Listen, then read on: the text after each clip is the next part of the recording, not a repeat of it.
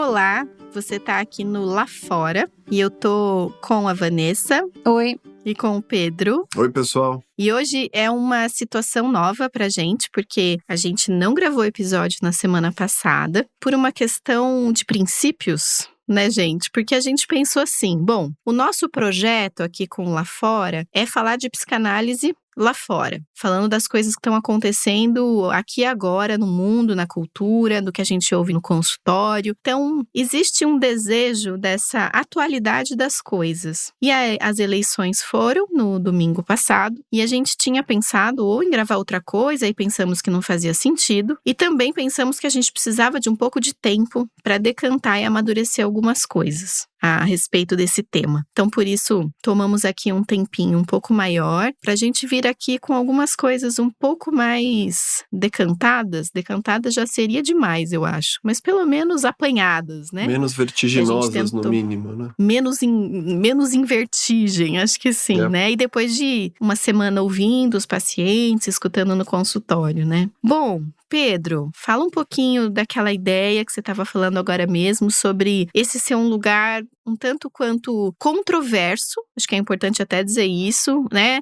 Assim, delicado para um psicanalista se colocar. Eu estava aqui lembrando durante a semana que muitas vezes durante a formação psicanalítica, pelo menos da nossa geração, a gente ouviu que na clínica ou escutando os pacientes, o que importa de verdade é a captação da realidade psíquica inconsciente do seu paciente e sua mesma em contato com o seu paciente, de forma a arrastar isso para as franjas da consciência, que isso vá se tornando consciente. É assim que opera toda a análise, em grande parte, né? Só que nisso, a realidade externa, em geral, diante dessas declarações que a gente ouviu, pelo menos algumas vezes, se formando analista, a realidade externa sobra para ela o lugar de barulho, de ruído, de artefato que dificulta a apreensão mais precisa da vida mental inconsciente. Então existe uma hierarquização nessas afirmativas, né, de que o que importa mesmo é inconsciente, a realidade externa é secundária, atrapalhadora, constrangedora da boa clínica. Esse discurso ele não é homogêneo e nem acho que predomina também, mas esse discurso tem sido criticado como manobra didática já há algumas gerações.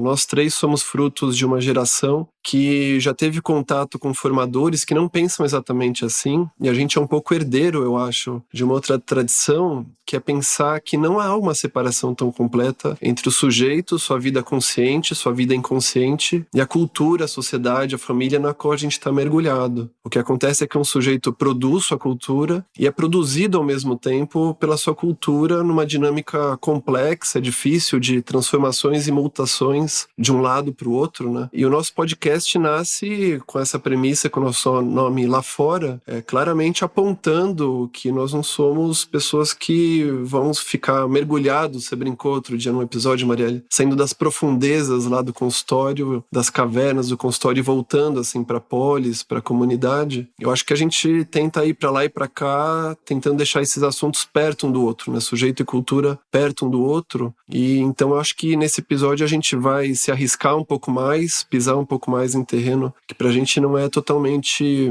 habitado e habitual também, eu acho, né? Para dar um exemplo do que o Pedro tá falando, para você que tá nos ouvindo, essa ideia de uma hierarquização do que seria mais relevante ou mais importante na escuta analítica, vamos imaginar que essa semana, após primeiro turno das eleições, Brasil 2022, um paciente chega deitando no divã e começa a falar das eleições, que tá angustiada por causa daquilo e daquilo, e um psicanalista, vamos dizer, mais conservador, ou que encampasse essa ideia de uma separação muito importante entre o que é de dentro e o que é de fora, poderia falar, por exemplo, não, tudo bem, mas, né, o que isso tem a ver, vou exagerar aqui, tá, pessoal, vocês me corrijam, é um pouco caricato, com a sua história infantil, né, com seus objetos internos, né, da sua infância, o seu pai, sua mãe, etc e tal, não dando relevância para que tenha algo, de fato, acontecendo externamente e que sim é importante. Não sei como vocês ouviram essa semana, eu ouvi de quase todos os pacientes alguma menção a uma experiência afetiva, psicológica interna relativa ao resultado das eleições. Então, eu acho que essa questão do mundo interno,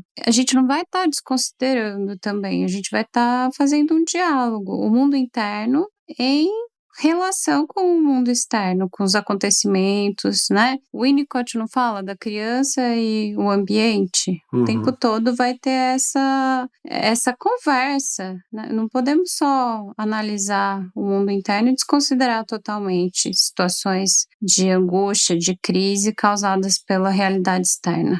Eu acho que nessa perspectiva, se a gente partir desse ponto de realidade externa comum a todo mundo que aconteceu no domingo, que é o voto como ato cívico pra gente universal aqui no nosso país, eu acho que a gente tem que encarar o voto primeiro como a impossibilidade de reduzir cada votante ao seu candidato eleito ou a sua anulação da escolha de poder não escolher nenhum candidato, e também colocar o voto como uma ação dentro de um palco social político específico que mantém relações múltiplas com várias outras instâncias, vários outros pedaços, núcleos, partes do sujeito, da sua vida inconsciente. Então acho que a gente vai conversar mais ou menos com esse pressuposto assim, de pano de fundo e ver como é que a gente pode ir trocando as ideias aqui, né?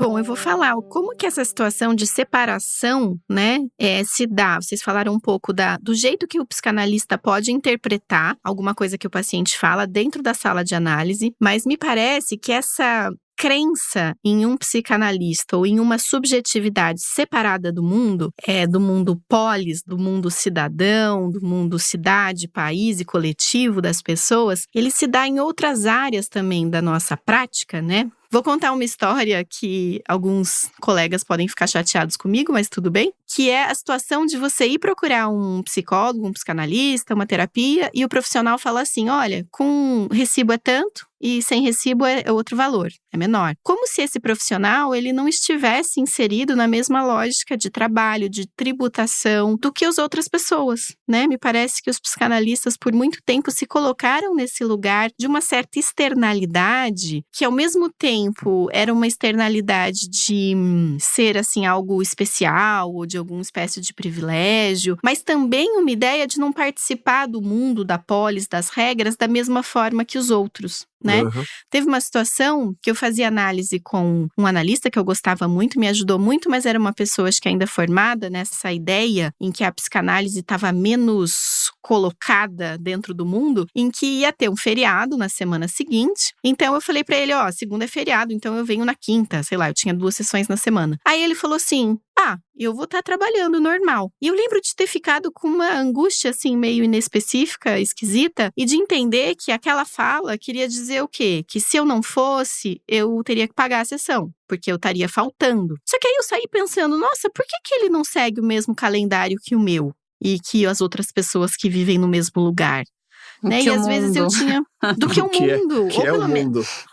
Ou pelo menos o país onde a pessoa tá, né? Não tá em um lugar nenhum. Tá num país que tem um calendário, que tem regras tributárias. Bom, é disso que a gente tá falando aqui, né? Dessa psicanálise encarnada enquanto profissionais que fazem parte da história, da cultura, do tempo. Marielle, você não acha que isso que você tá falando reflete justamente o problema que a gente tá vivendo, né, nas eleições? É justamente o mesmo sintoma, que o psicanalista está inserido, né, no mundo, como a gente está dizendo. Não é isso que as pessoas estão defendendo politicamente, que elas possam ter privilégios ou estar acima, né? Ou não se pensarem como um ser que faz parte de um coletivo, de um grupo. Acho que a gente vai ter que falar um pouco mais sobre isso. Está pensando nessa ideia neoliberal, Vã, de cada um empreendedor de si mesmo? Sim, e se eu consigo atropelar e passar por cima e ter privilégios, eu vou entender que esses privilégios são direitos meus. Né? E o outro que não conseguiu ficou de fora porque foi incompetente. Eu ouvi relatos essa semana de grupos de supervisão também de pacientes muito abastados que dizem assim mais ou menos isso, meu dinheiro tá em tal banco externo, se tudo der errado no Brasil eu tô fora. Então é uma posição assim que nega a política, não é comigo, o que tá se passando não é exatamente comigo, né? Agora também para avançar um pouco mais a pauta, pauta e falar de qual que é esse terreno comum que a gente tá, eu escolhi aqui um tweet que mandou o Marcelo Taz essa semana, depois que saiu o resultado das eleições.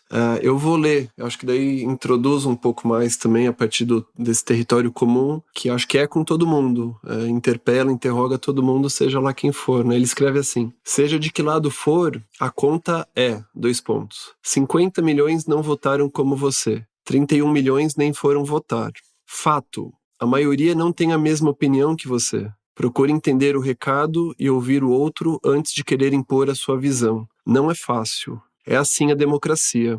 Melhore o debate. Exclamação, segundo ele, né? Então eu acho que depois das apurações aí do domingo à noite é aqui que a gente tá coabitando, eu acho. Eu acho muito boa essa fala dele, porque quem teve algum susto, né, com a eleição, teve que parar para pensar um pouco, teve que parar para ouvir o que está acontecendo, o que são 50 milhões de pessoas. E me parece, não sei se estou falando bobagem, mas acho que talvez não, me parece que tanto eleitores do Lula quanto eleitores do Bolsonaro podem ter experimentado esse susto, essa surpresa, porque para as pessoas que se identificam com pautas da esquerda, foi e está sendo muito difícil de interpretar e entender como as pessoas votaram no Pazuello, como as pessoas votaram na Damares, no astronauta, no Ricardo Salles, né, que foram ministros do governo Bolsonaro que, a partir de um certo ponto de vista, pelo menos da imprensa também mais tradicional ou oficial, estou chamando aqui canais de TV, jornais, etc., Ricardo Salles foi um ministro que agiu contra o meio ambiente. O Pazuello foi um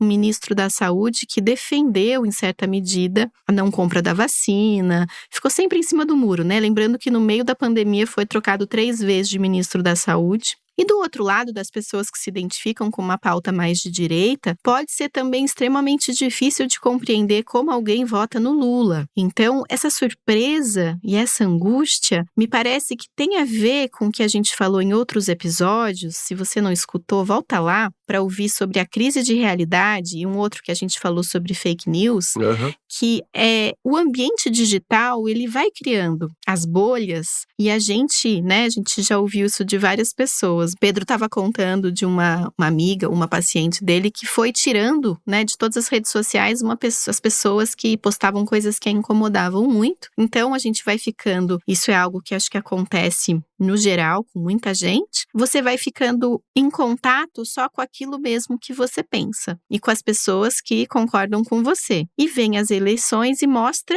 essa verdade, que é a verdade, qual a verdade é essa, né? Pelo menos o Brasil está se mostrando bastante dividido e quase 50% aí. Lula com um pouco mais de votos do que o Bolsonaro. Esse foi um relato que eu escutei bastante durante a semana no consultório, Marielle, de ambos os lados, que depois da eleição de 2018, a cisão era tanta e o ódio era tanto também, que cada um foi tirando da rede social que prefere as pessoas que escrevem alguma mensagem que pode ser sentida como invasiva, como ofensiva. Então, cada um foi cortando pequenas pontes que te ligavam a um ambiente de opinião contrária, aquilo que te faz um contraponto ou um contraste. E vem esse resultado agora que saiu domingo à noite e todo mundo passa por um tipo de desrealização.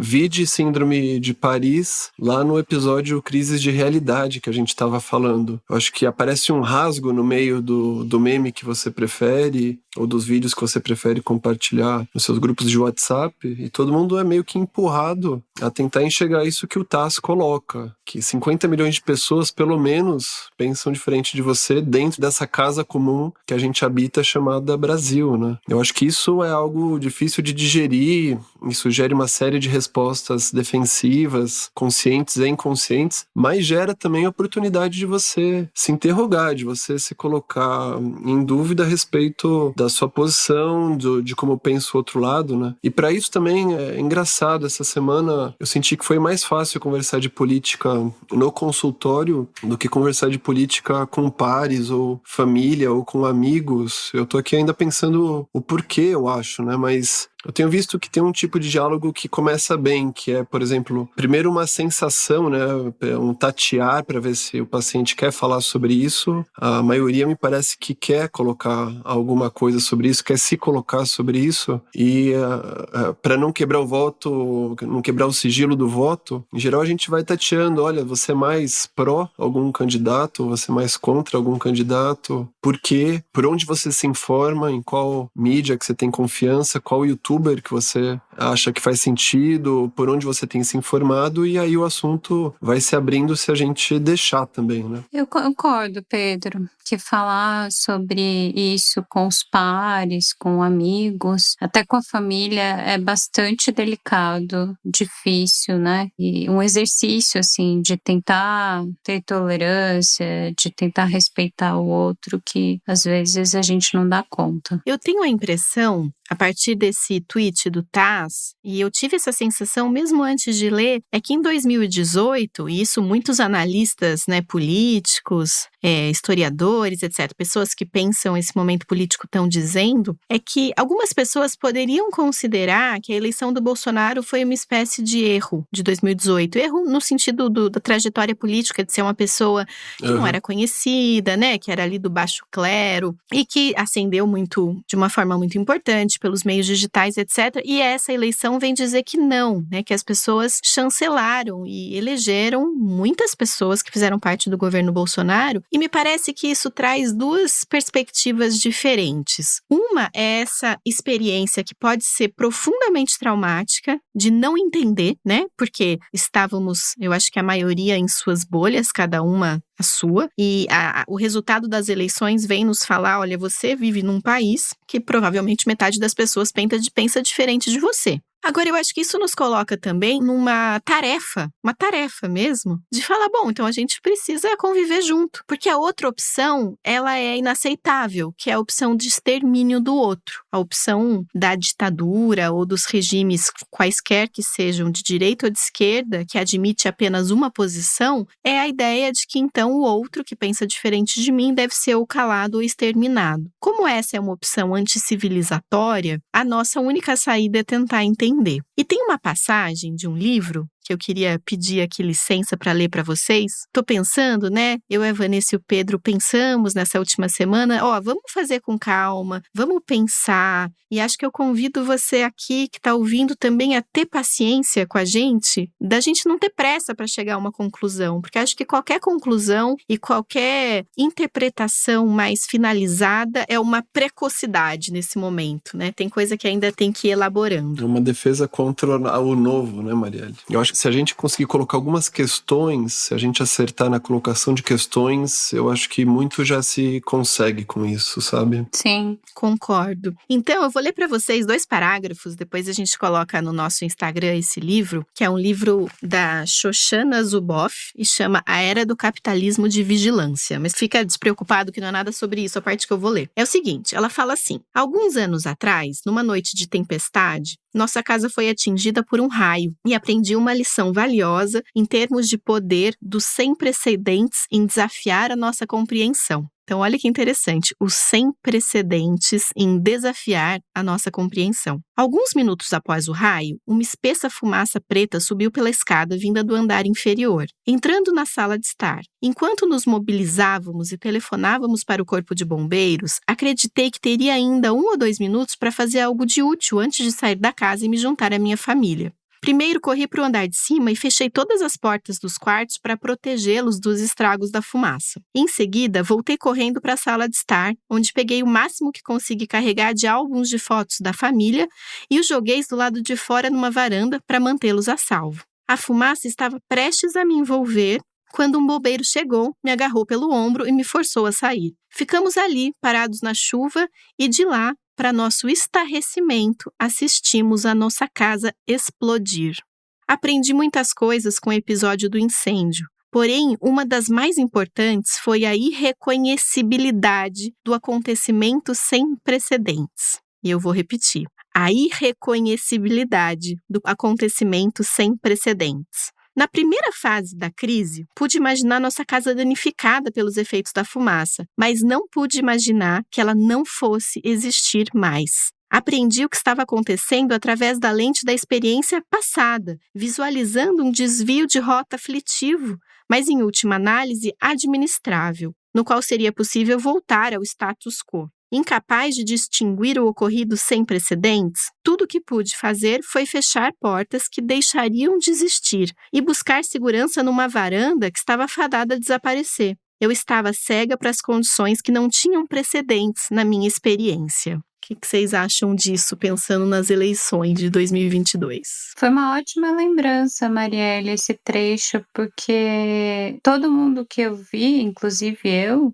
sentiu isso. Não tem registro, não tem palavra para pensar o que está acontecendo. Vamos ter que procurar, vamos ter que buscar isso antes de sair falando qualquer coisa. Pelo menos nós três sentimos assim, né?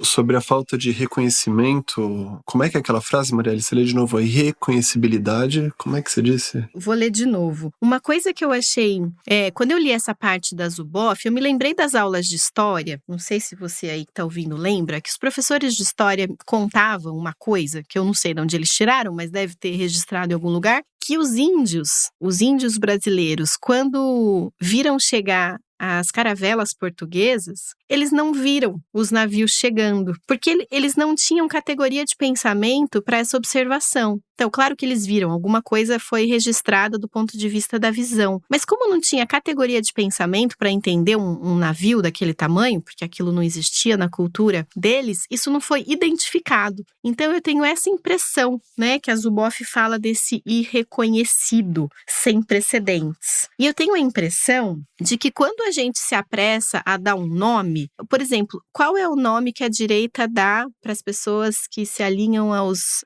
valores de esquerda, progressistas? Comunista. Bom, não é. Corruptos e comunistas. Corrupto, comunista, bandido de estimação, esquerdopata, etc. Aí, o que a esquerda fala das pessoas de direita? Fascista, nazista. Isso é insuficiente. Né? São palavras e são categorias e que têm sua história e têm seu sentido, mas que são insuficientes. Então, a Zuboff fala a irreconhecibilidade do acontecimento sem precedentes. E qual é o acontecimento sem precedentes que a gente está vendo no Brasil agora? Acho que a gente conseguir só descrever já nos ajuda. Eu vou me arriscar, não sou nenhum cientista político, e se chegar perto disso vai dar tudo errado. Mas na minha interpretação, pelo menos, das coisas, eu acho que houve um ciclo assim, de alternância do poder entre PSDB e PT por 20 anos ou mais, que marcado pela corrupção, eu acho que dos dois lados, mas marcado ainda por uma tentativa de preservar valores social-democratas, de preservar alguma coisa da seguridade social e do jogo da democracia. Mas esse projeto ele foi tão malfadado, eu acho que ele judiou tanto da gente, do povo também, que de alguma forma isso foi minando a nossa esperança, a nossa fé no jogo político democrático. E o que aparece, eu acho que com o Bolsonaro, mas não se limita a ele, eu acho que com o Bolsonaro vem o bolsonarismo, que por enquanto é a palavra que a gente usa para tentar pensar o que está acontecendo, onde a gente testemunha uma truculência e uma violência verbal explícita, pornográfica, de valores muito caros, assim, para todo mundo. A gente, se quiser, pode fazer uma sessão à parte com as declarações mais graves, apologia à tortura, homofobia, misoginia, a comemoração da ditadura de 64, a ameaça, assim, a valores humanos mínimos, que é de uma extrema-direita. Acho que a gente pode dizer que tem uma ascensão de uma extrema-direita no Brasil, e que não é novidade no mundo, porque em vários outros países acontece a mesma coisa, e uma desidratação do centro, da centro-direita que vai desaparecendo. Então eu acho que tem alguma coisa aparecendo que a gente desde 2018 se acostumou a nomear como fascismo, nazismo, me parece, né? Só que, pegando essa coisa de não reconhecer o que está acontecendo, Marielle, eu lembro muito de uma fala do Mano Brown em algum tipo de comício do PT pró-Haddad em 2018, onde estava uma festa, estava bem perto, eu acho, do segundo turno da eleição, e vários artistas, vários diretores ali da cúpula do PT e das alianças, todo mundo elegendo o Bolsonaro como o diabo, né? E tacando fogo nele, e pega o microfone o Mano Brown e faz um alerta. Ele diz assim bem claramente, fala, olha pessoal, vamos com calma, que eu acho que a gente está perdendo contato com a realidade. Acho que a gente está perdendo contato com a realidade do povo. Se você deixa de ouvir o que pensa, sente, sonha o povo, qualquer tipo de projeto social-democrata está fadado a fracassar, né? Eu acho que é nessa falta de reconhecimento exato de como surge, de que forças tensionam essa extrema-direita que sobe. Eu acho que essa é a grande questão, pelo menos política do meu ponto de vista, né? E que a gente tende a reduzir para caber em alguma categoria de percepção conhecida. Por exemplo, em consultório, raramente chega alguém completamente identificado, eu acho, também a cada um desses líderes, sabe? Eu acho que o que você está dizendo, Pedro, é que o que é novo, né? Porque a gente estava tentando entender o que é novo nessa experiência, e me parece que o que é novo é essa declaração, né? O uso das palavras para dizer claramente que a pessoa odeia tal categoria de pessoas por conta da sua religião, da sua sexualidade, da sua raça, enfim, esse conceito de raça volta à tona muito forte, né? Então, acho que o que você está dizendo é que é essa nova maneira de se colocar no uso das palavras. E aí eu me lembrei do texto Direito à Literatura, do Antônio Cândido, que é um texto da década de 80, se eu não me engano, em que ele fala que a democracia estava vencendo, né? E que ninguém mais declarava. As pessoas podiam até pensar e sentir que queriam que, sei lá, pobre morresse, que era a favor de exterminar outra pessoa, mas que ninguém mais declarava isso. Quando isso volta a ser declarado, volta a ser dito em voz alta, a gente começa a ficar assustado, não é? Aí eu vou fazer aqui uma certa advogada do outro lado, que é dizer o seguinte, né? Se a gente disser que 50 milhões de brasileiros votaram no Bolsonaro e em candidatos da bancada, né, bolsonarista, que essas pessoas são todas, sei lá, misóginas, racistas, machistas, etc., além dessa condição estrutural que a gente vive, que somos todos, eu acho que a gente também está perdendo coisas. Sim. Porque essa semana eu parei para colocar gasolina e perguntei para o frentista, né, quem eles tinham votado. Eles estavam meio conversando sobre esse assunto ali. E aí eles começaram a me juntar uns 4 ou 5 frentistas do posto e eu comecei a perguntar algumas coisas para ele e tal, né? E aí saí de lá muito pensativa, né? Porque ele se disse bolsonarista, se disse um bolsonarista não fanático, né? Ele falou, eu voto porque, né, o Lula roubou e se me provar que o Bolsonaro roubou, eu vou repensar o meu voto. Uma pessoa bastante ponderada, assim, não acho que seja um bolsonarista que defende, né, de coração. Dizer para que essa pessoa, ela é misógina, racista, transfóbica, etc., isso toca muito pouco, porque esse não é um problema dessa pessoa, né? Ele não tem, eu acho que essa pauta identitária é uma pauta que confunde muito as coisas, e gostaria que fosse bem entendida a minha fala, acho absolutamente necessária, mas acho que a gente precisa avançar um pouco mais para tentar entender. Porque esse frentista, que só pensando assim, o que me espanta e o que eu acho que é difícil de entender, esse frentista é uma pessoa da classe trabalhadora que deve ganhar o quê? 2, 3, 4 mil reais? Não sei, me corrijam se alguém souber melhor, mas é uma pessoa que depende de política pública. É uma pessoa que depende do SUS para ir ao médico, é uma pessoa que o filho precisa de escola pública, que provavelmente a única oportunidade que a família dele vai ter de mudar de condição social vai ser um filho ou um sobrinho ou alguém indo para a universidade estudando e mudando essa situação familiar. É uma pessoa que depende da aposentadoria quando ele parar de trabalhar, porque ele não tem reserva, não é um capitalista que vai viver a aposentadoria de juros. Então ele é uma pessoa absolutamente dependente das políticas sociais. E ele está fazendo um voto em um candidato que tem um discurso que é de desmonte de todas as políticas sociais. Então, eu acho que aí está uma coisa difícil de entender. E quando a gente fica, de novo, na imprensa tradicional, a gente lê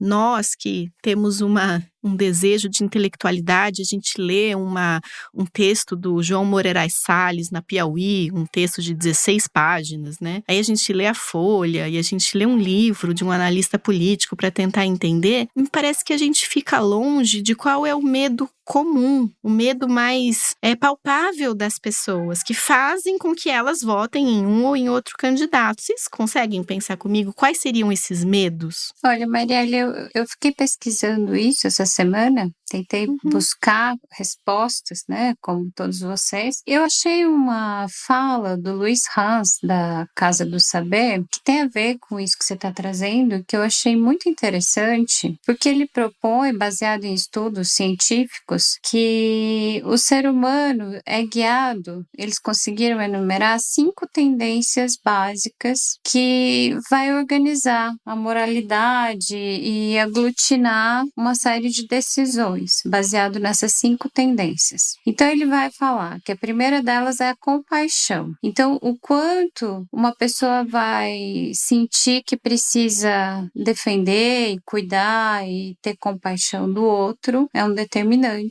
para as escolhas dela. O segundo item seria a justiça, o senso de justiça. Então, a justiça para algumas pessoas está mais ligada à meritocracia. Eu trabalhei mais, eu fiz mais, eu tenho direito a possuir mais. Isso é visto, inclusive, entre animais, né? Macacos e outros animais, eles observam isso também. E outras pessoas vão ter o senso de justiça ligado a defender o mais fraco, a proteger. A terceira questão, a terceira tendência seria o pertencimento, a identificação. Então, eu pertenço a um grupo, eu existo, eu preciso muito que esse grupo me dê sustentação. Ou não preciso tanto, posso acolher o diferente, posso estar em contato com o outro, com o estrangeiro. A quarta tendência é a ordem. Para algumas pessoas, a ordem é lida, sentida como protetora, como algo que organiza mesmo. Para outras, é sentido como sufocamento. Ver um desfile militar, por exemplo,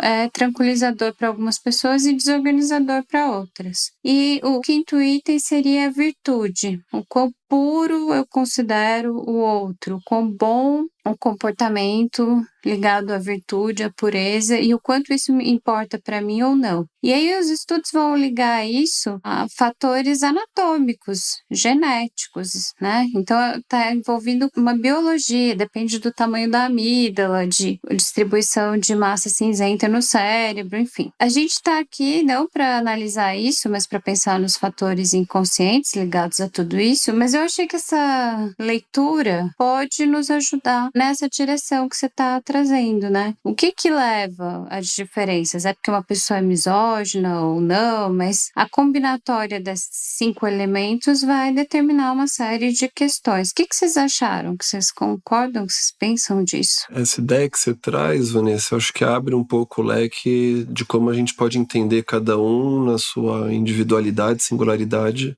de novo, escolhendo esse ato cívico do voto. E cada uma dessas categorias parece organizada pelo pensamento objetivo, racional, de ponderação consciente sobre isso. Eu acho que a coisa abre ainda mais se a gente pensar que cada uma delas pode estar atravessada pelos fatores inconscientes, por fantasias, desejos, medos, que vão aumentar um pouco o peso de uma, aumentar um pouco o peso da outra, ser determinante em um caso e não tão determinante em outro, né? Mas insisto, assim, pegando a conversa que a Marielle teve, que eu achei muito intuitiva e sagaz nesse momento de retomar o contato para fora da nossa bolha com as pessoas assim mais simples assim em relação à classe social, classe socioeconômica. Eu acho que é perto justamente dessa população que a gente devia estar para entender um pouco mais de como funciona a lógica de tudo isso que está acontecendo, porque é quem decide, né? No fundo é quem compõe assim a massa desses 50 milhões de votos que não estão de acordo com o seu. Mas eu vou fazer uma suposição suposições aqui, Marielle, pensando que esse cara com quem você conversou, a vida dele não tá difícil há 4 anos, deve estar difícil há 24, há 34 anos, eu acho, né? Quando a Vanessa traz que um dos itens aí de escolha de voto é justiça, eu acho que tem muito um senso, assim, mais perto de certas camadas da população, de uma raiva, de um ódio antes de certas populações, de um ódio à política, de ver o sistema político brasileiro como apodrecido, como corrupto, e queira ou não, todo evento assim que representa a pessoa do Bolsonaro e o seu partido e os seus indicados, é duro assim reconhecer isso. Tem um vídeo de um filósofo chamado Paulo Arantes que eu vi essa semana, ele diz isso: pro bem ou pro mal, o Bolsonaro surge como um sopro de ar, surge como um sopro de alguma coisa nova, que de novo não tem nada, ele fez a carreira inteira dele no Congresso, é um político de carreira, mas vem com essa ideia anti-establishment, ele vem com uma marreta e começa a bater e destruir tudo. Eu acho que isso tem muito a ver com alguma coisa de um senso de recuperação de justiça, recuperação de ordem, de alguma coisa que estava toda zoada, bagunçada, jogada às traças, assim, da corrupção, né? Eu acho que quando o Mano Brown falou em 2018, eu me lembro desse momento. Inclusive, a direita usou muito essa fala dele como se ele estivesse indo contra, né? E acho que não, acho que ele estava tentando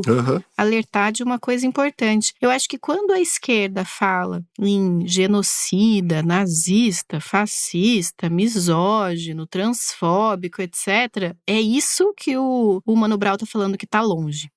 Porque tá muito longe, né? Talvez o que vou me colocar nesse lugar de pessoas intelectualizadas que acham que essas palavras ajudam a entender alguma coisa, porque é inegável que o governo Bolsonaro tem elementos, né, que flertam com o nazismo. Não vamos esquecer aquele vídeo do Roberto Alvim, que é praticamente uma cópia de um vídeo do Goebbels, que era uma pessoa importante no regime do Hitler, e aí depois, em seguida, o Bolsonaro manda ele embora. Aí, se você for conversar com alguma pessoa bolsonarista, ela vai dizer, mas ele mandou ele embora. Tem toda uma estratégia de comunicação, de ir e vir, que desmente tudo e que desfaz os argumentos, né? Eu acho que isso é muito delicado, muito sofisticado. Já passou da hora de considerar o Bolsonaro ignorante ou chucro. Ele pode ser uma pessoa agressiva na maneira de falar, mas é importante considerar que ele é uma pessoa bastante sagaz e inteligente na manipulação desse discurso. Politicamente agora, muito. Eu acho que, mas eu acho que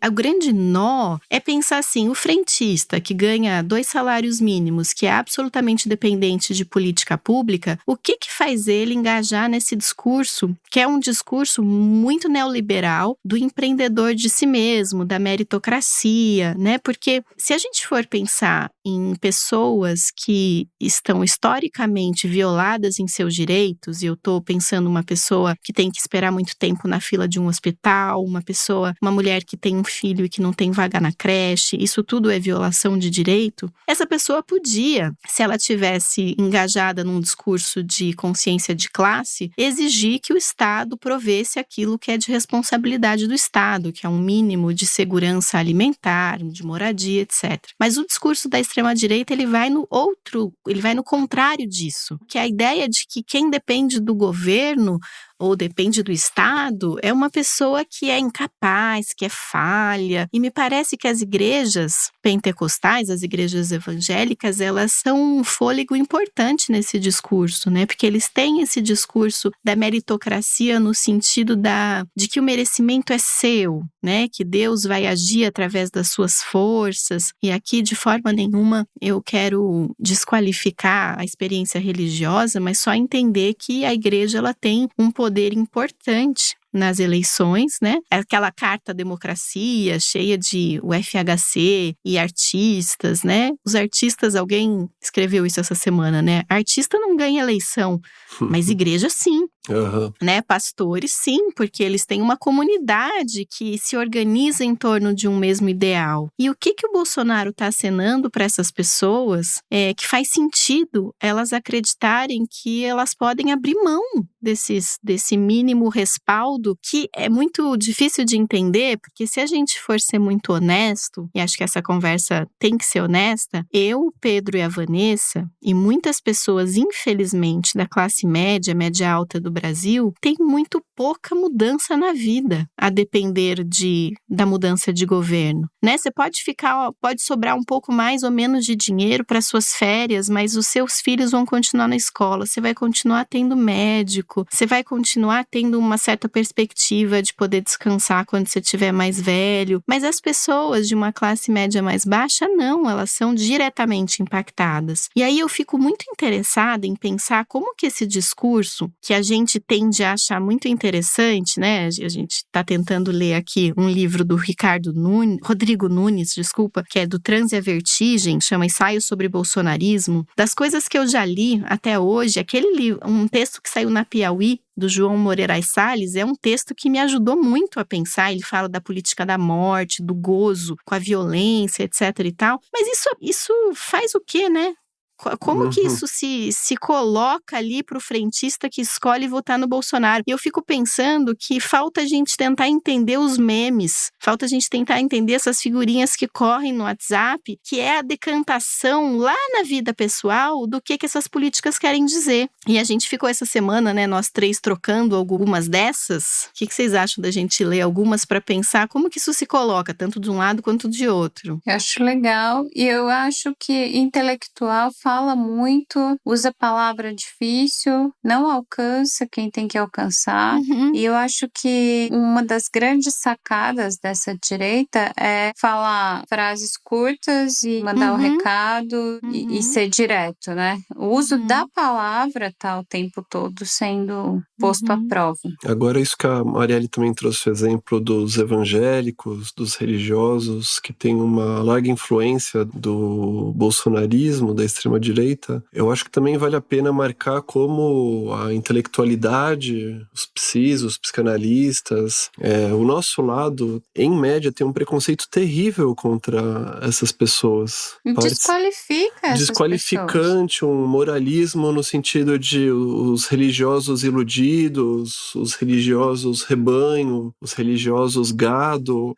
Existe de saída, eu acho, um preconceito enorme, uma má vontade enorme de diálogo com certas faixas da população, que tem sido um erro estratégico, assim, crasso, mas da pior série possível, do pior tipo possível, porque simplesmente faz com que a gente não consiga se aproximar de como pensa alguém atravessado por esses valores. Por exemplo, das figurinhas que você está falando, Marielle, vídeos e figurinhas, me choca como tem fake news em torno de, por exemplo, se o Lula ganhar, as pessoas não vão mais poder ter a sua prática religiosa cristã.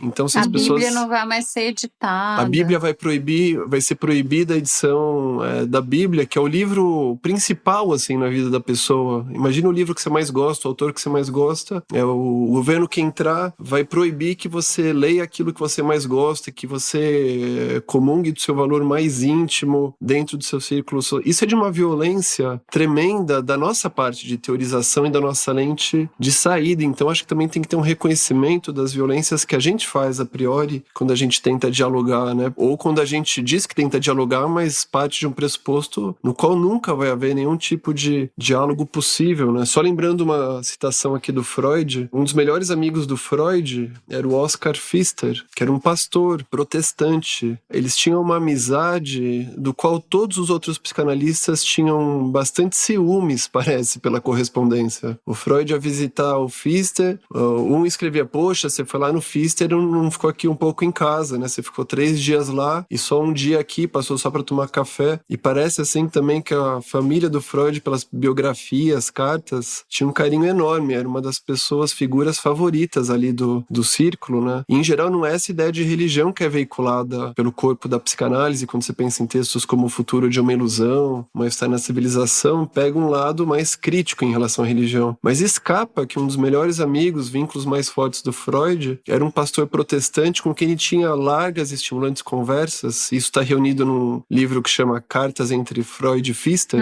E a contracapa está escrita uma declaração do Freud que diz: a psicanálise em si não é religiosa nem antirreligiosa, mas um instrumento apartidário do qual tanto o religioso como o laico podem servir-se, desde que aconteça tão somente a serviço da libertação dos sofredores. Estou admirado de que eu mesmo não tenha me lembrado de quão grande auxílio o método psicanalítico pode fornecer a cura de almas. Porém, isto deve ter acontecido porque um mau herege como eu está distante dessa esfera de ideias. Então, eu acho bom recuperar aqui uma possibilidade de diálogo com certas faixas da população que a gente historicamente exclui de saída, né? Sabe o que eu fiquei pensando, Pedro, te ouvindo? Que a gente precisa deixar em aberto uma pergunta para talvez conversar em outros episódios, que é o seguinte: qual que é o papel, a responsabilidade da psicanálise no Brasil pela emergência dessa extrema-direita, né? Onde entra? Porque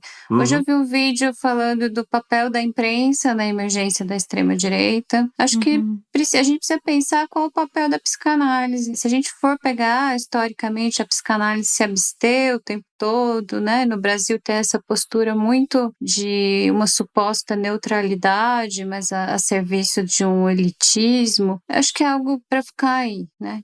Acho que cada um tem que ter sua responsabilidade intelectual de pôr sua casa em ordem, de ter uma humildade, como disse a Marielle, de ver que falta a categoria perceptiva, de se educar e se instrumentalizar de outras formas, de se repensar nos seus preconceitos, etc. Mas historicamente a gente está inserido numa cultura de abstenção que precisa ser repensada e retomada historicamente para poder pensar. Abstenção e distanciamento. A hora que você foi falando, Pedro, eu lembrei de um filme que eu não lembro qual é. Vou me dar o direito de falar, assim, depois eu tento achar essa referência, mas é um filme muito interessante. Ele é meio divertido, cômico e muito irônico, que é assim: um cara tá dirigindo, começa assim o filme. O cara tá dirigindo e o carro dele quebra no meio da rua, numa estrada, ele mora meio assim, distante da cidade. Para um cara de um guincho, eles chamam um guincho, o cara vem, guincha o carro dele até a casa dele. E ele mora numa espécie de república mais adulta, assim, entre várias pessoas que estão, é uma cidade universitária, então ele mora lá com, sei lá, 6 colegas, cada um fazendo pós-doc em alguma coisa. E esse cara, que é um cara, né, representante dessa classe trabalhadora,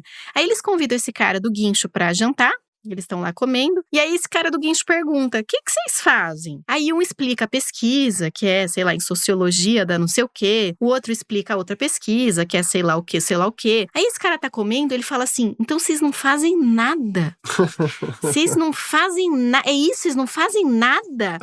E é muito engraçado, porque aí acontece uma briga e eles matam esse cara nesse jantar. E eles partem dessa provocação de que esse cara fala: vocês não fazem nada, então. E eles começam a assassinar um monte de pessoas, porque aí eles começam a achar que essa seria uma atuação em prol de alguma coisa de bom. Então eles convidam pessoas para jantar e eles decidem se eles vão matar essa pessoa ou não. É uma crítica que é super divertida, engraçada, esse filme é bem legal, mas eu fico pensando isso, né? O quanto, e eu acho que o Lá Fora nasceu disso. A gente não estava mais tão interessado em falar com os nossos pares, né? Ou não só. E eu fico pensando, de novo, que os memes, e eu acho que tem uma estética, né? O bolsonarismo tem uma estética, e é muito engraçado, porque demorou muito tempo para a esquerda começar a se apropriar dessa estética. Nessa última semana, não sei se vocês receberam, começou a aparecer exatamente o mesmo post que muitas vezes é uma fake news, né? Do lado da direita, que tem o sentido de te envolver do ponto de vista emocional e fazer você ter uma interpretação pronta, né? A respeito de algum tipo de notícia. Começou a ter essa mesma coisa em prol do Lula. Então, uma figurinha, o Lula não conversa com o diabo, né? Que não era um tipo de linguagem muito usada para propaganda de pessoas da esquerda, que começou a ter. Então, eu acho que a linguagem da internet é uma linguagem que simplifica e muitas vezes falseia, não sei se de uma forma sempre deliberada ou não, algumas ideias, mas que isso faz chegar na pessoa, né? Então, por exemplo, vou ler uma aqui, que eu acho que foi você, Van, que compartilhou com a gente. É um quadradinho vermelho, escrito assim: quando seu filho chegar em casa com os olhos vermelhos de tanta droga, dá um sorriso e faz o L.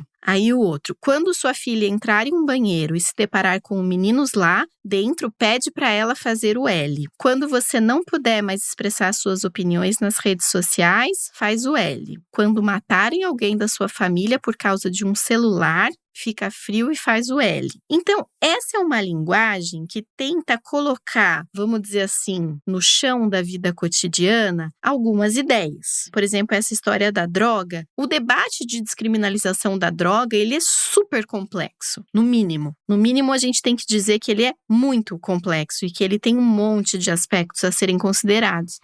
Mas a hora que a direita fala, você vai votar num candidato que vai fazer o seu filho usar droga, aí a coisa pega. É bem diferente de você ler uma análise, né, sobre isso. O que vocês acham? Então, você Porque, desqualifica o debate, não é? Eu acho que nem desqualifica, eu acho que você paralisa o debate, porque essas mensagens elas são fabricadas com muita precisão, que é o que hoje em dia em marketing se chama micro-targeting, porque essas mensagens elas são fabricadas sob medida para tocar num nervo dos piores medos de cada pessoa de um determinado recorte social. Cada uma dessas situações aí que tá dizendo, vai lá, apoia o Lula nessa situação, quando seu filho acontecer isso com ele, não é só um sequestro do diálogo, é uma paralisia espástica de qualquer tipo de conversa, porque um dos fatores que mais fecha a possibilidade de você ver o outro é o medo, é o terror, é o pavor, e cada uma dessas mensagens mira em medos muito, muito específicos, e é isso que eu tenho visto na clínica. Ninguém vota com grande convicção. A maior parte dos votos, pelo menos que meus pacientes me disseram essa semana, são em funções de medos, assim, medos enormes, fantasmas, e aí que eu acho que a gente vai encontrando também essa diferenciação fina, mas muito importante entre bolsonarismo e voto no Bolsonaro, entre lulopetismo e voto no Lula. Não é a mesma coisa. Eu acho que não dá para colocar tudo no mesmo saco, porque é diferente você votar com medo de um outro candidato tendo que apoiar alguém em quem você não acredita ou não concorda totalmente também, não é? Então acho que as estratégias de campanha de marketing aprendem muito através da vida digital, a gente vai deixando pegadas para lá e para cá em tudo que a gente faz, e essas agências de marketing político compram esses dados que a gente vai deixando em cada pesquisa que a gente faz no Google, em cada compra que a gente faz na Amazon, em cada pedido que a gente faz no iFood, em cada Uber que a gente pega. Isso vai criando uma bela foto assim, de elementos conscientes e inconscientes da nossa personalidade, que depois vão ser explorados com precisão, assim, como precisão de sniper por meio desse tipo de ação política digital que você está trazendo, Marielle. Dentro disso, né, a Marielle citou o diabo. Essa ideia do diabo, ela condensa milhares de representações, estímulos, ideias e medos. Sim. É muito inteligente usar o diabo, né?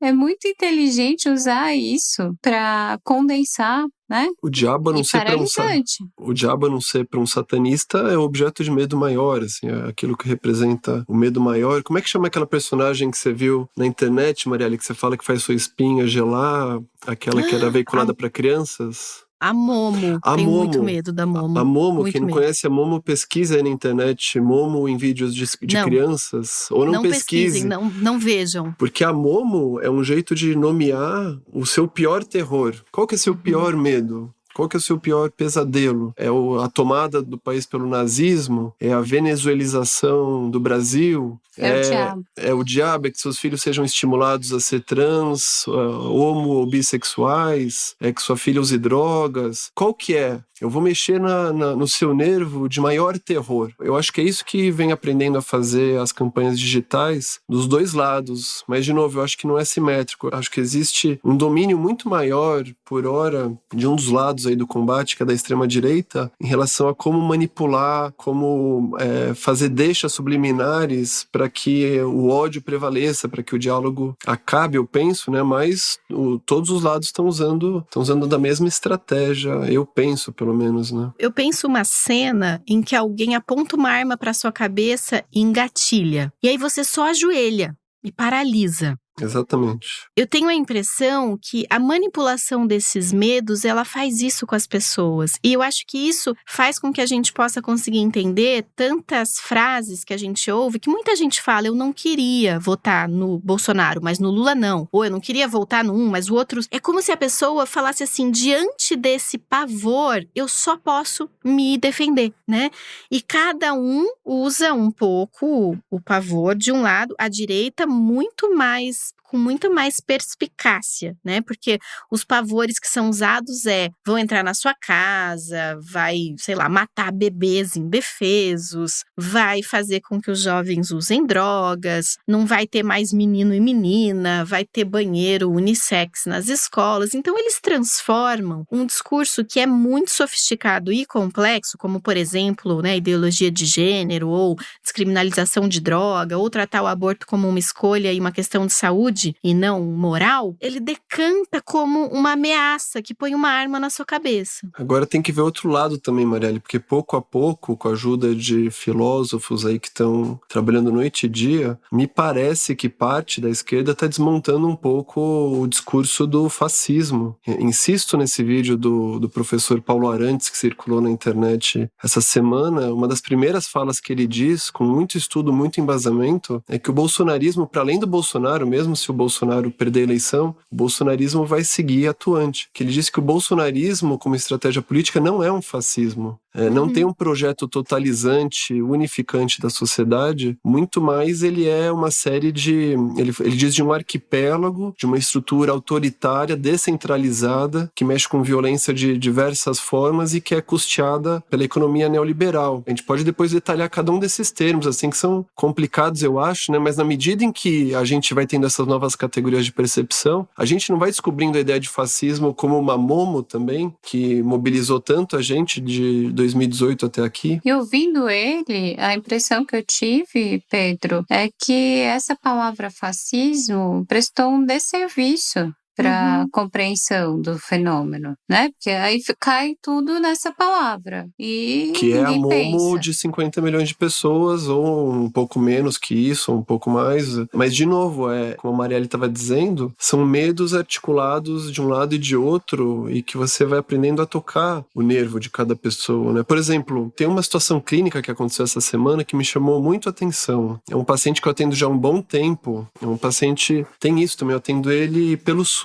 Então, eu acho que tem muito aí da clínica pública, da clínica de rua, que talvez a gente pudesse começar a pedir opiniões, pedir trocas, porque é diferente. Eu acho que muda bastante ser um paciente de consultório, ser um paciente do SUS. É um homem mais velho, dos seus 50 para 60 anos, que eu atendo desde a época de residência. Então, já faz um tempo. Ele, diante de uma história familiar muito difícil e socioeconômica também muito desprivilegiada de saída, ele não conseguiu muito acesso a estudo formal, nem grandes entradas no mercado de trabalho. Ele nunca conseguiria fazer uma análise se não fosse entrando pela porta pública do hospital, né? Mas, apesar de todas as dificuldades, ele é bastante letrado. Ele é bastante informado e culto por uma força que ele faz por ele mesmo, uma força que ele tem dentro dele, que resiste a uma série de tragédias, dificuldades familiares. E na casa dele, eu vou contar só para dar uma ideia dessa articulação complexa entre fatores inconscientes, caldo político atual, né? Na casa dele, ele se considerava como o último da hierarquia. Como ele diz, assim, que o coronel pisa no major,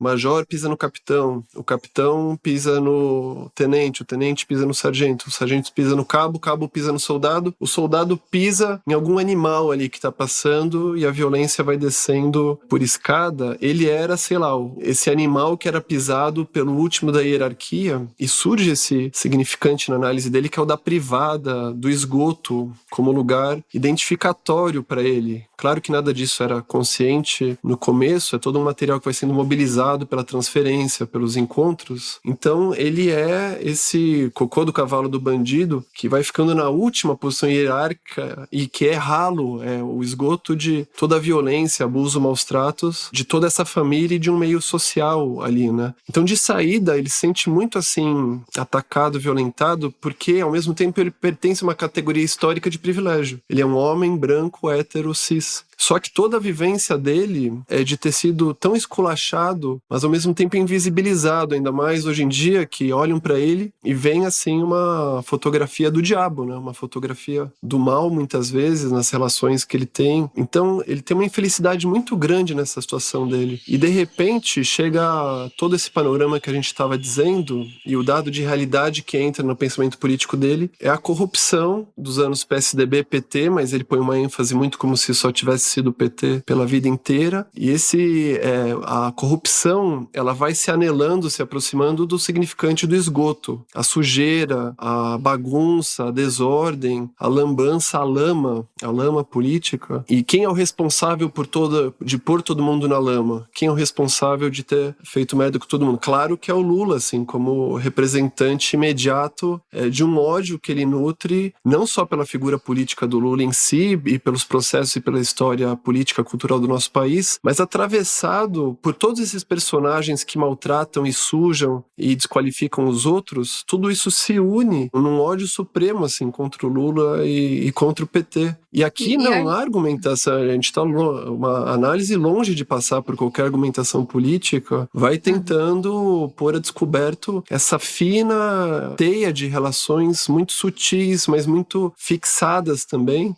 O que ele consegue fazer dessa forma de pensar é o jeito dele, é muito legítimo. É o destino que ele consegue dar para todo o patrimônio que ele tem como cidadão do país e como sujeito da história dele, que tem que se ver com o patrimônio de aspectos inconscientes da vida dele também, né? Mas você vê, ele detesta o Bolsonaro. Por outro lado, você vê claramente que ele não é o bolsonarista raiz, assim, digamos. Ele é alguém anti-Lula. Para ele, o Lula é o diabo. O Lula é essa série, assim, de hierárquica que foi pisando nele, que foi maltratando ele, que foi jogando ele na privada, no esgoto, e deu descarga depois, né? Então, é um caso bem ilustrativo da época, eu acho. Tem muita gente falando em ressentimento, né? Desse ser um afeto importante que move essas paixões políticas nesse momento. Eu só retomando uma coisa, né? Quando o Pedro traz esse exemplo, eu fiquei vendo o retrato muito daquelas 5 tendências que a gente conversou um pouquinho, né? Que é compaixão, justiça, pertencimento, ordem e virtude. Quando você fala do esgoto, da sujeira, que é perder a ordem, perder a virtude, né? Isso está muito arraigado. A gente precisava conversar e buscar as bases inconscientes de tudo isso, mas eu acho que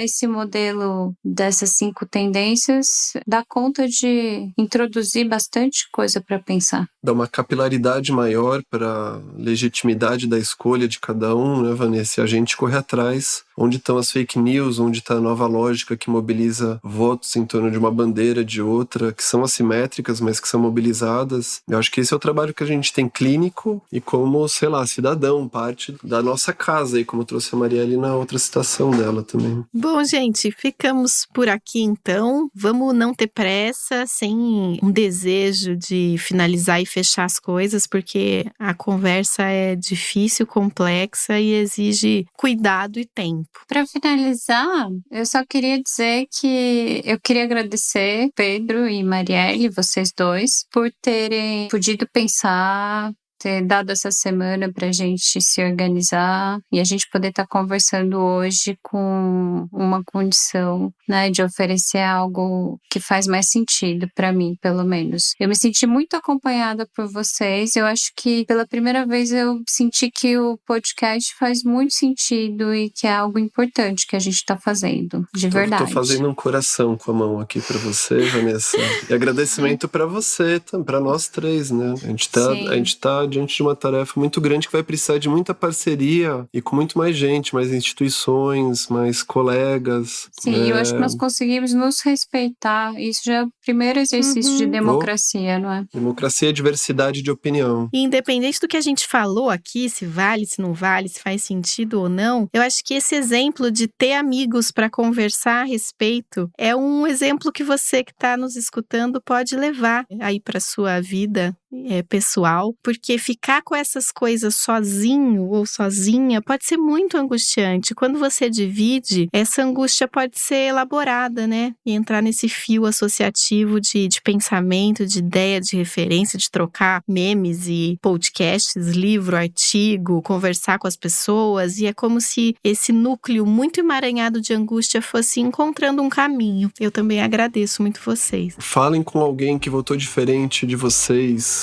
Pergunta do que a pessoa tem medo. Cada um tá de um lado de 50 milhões. É muita gente, 50 milhões de pessoas, né? Sim, e falem com a gente no @LaForaCast. Tamo lá pra conversar. Até a semana que vem. Tchau. Tchau, gente. Beijo. Tchau, pessoal. Até a volta.